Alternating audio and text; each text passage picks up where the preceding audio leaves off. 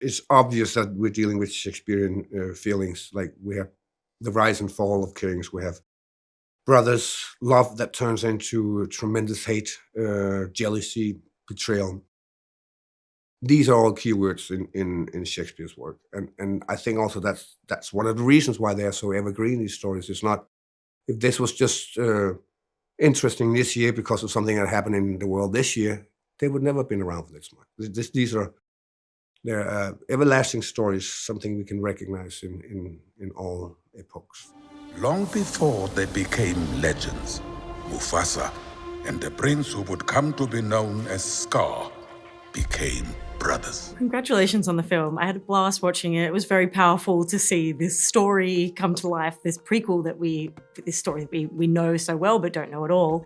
Both of your characters, Mufasa and Taka / Scar, you get your massive betrayal moment in song.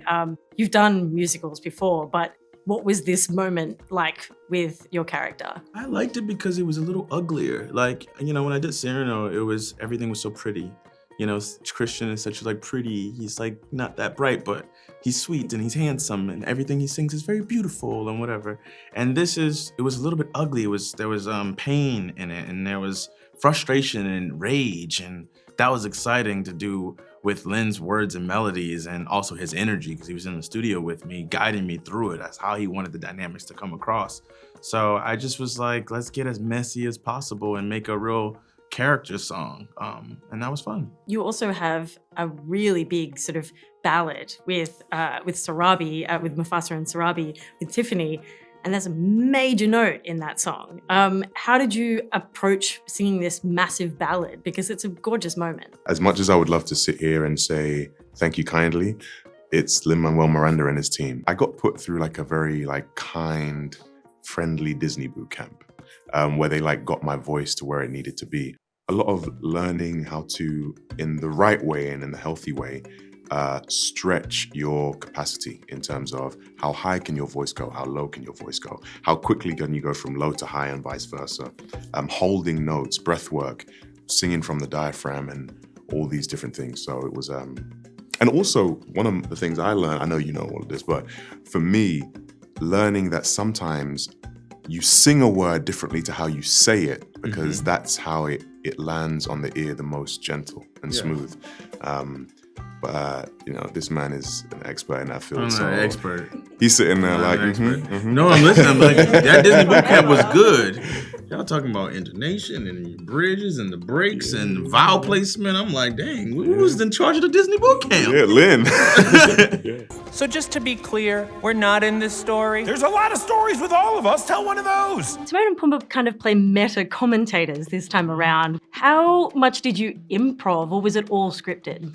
We improvised an incredible amount, and I think 95% of what you're hearing in the movie from Timon and Pumbaa was improvised, not the other characters, but for Timon and Pumbaa. Seth and I record everything together. We're never separate, which is unusual for these types of movies. The other actors record separately and you don't meet them until the night of the premiere. But Seth and I are always together because they really are a comedy duo. They play off of each other. We're improvising a ton and riffing and bouncing around into all kinds of, crazy places. And but it's super fun.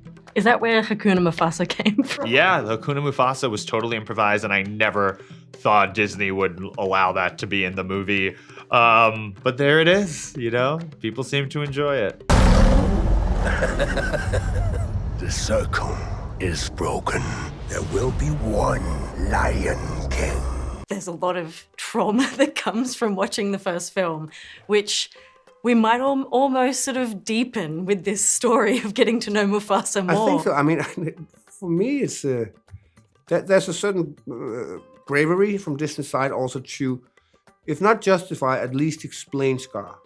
And so this little pup that just wishes a brother. That's all he wants. And then his heart turns darker and darker the more his brother is so much more of a lion than he is. They're dealing with real issues. It's about parents and children. This one's very much about brothers and found family. And it's complex. Barry Jenkins, he put his stamp on it and added a lot of complexity to a story that, family films like this don't often really go there in terms of how layered and nuanced those backstories are. We do not associate with outsiders. Tucker is the future king. We must protect the bloodline. But, Dad, I saved his life.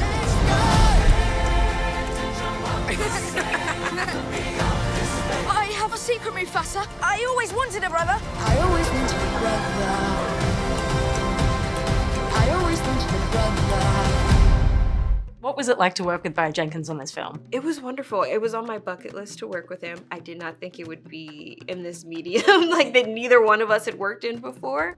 But he brings the same, commitment to character and relationship that I think he brings to all his other work. And I think you can still feel his big Barry Jenkins heart, right, in this film. He makes you cry every time you watch one of his films. And this is no different. But we also just had a lot of fun. I don't think people know how fun and goofy and joyful Barry is as a director, and he brought that to this as well.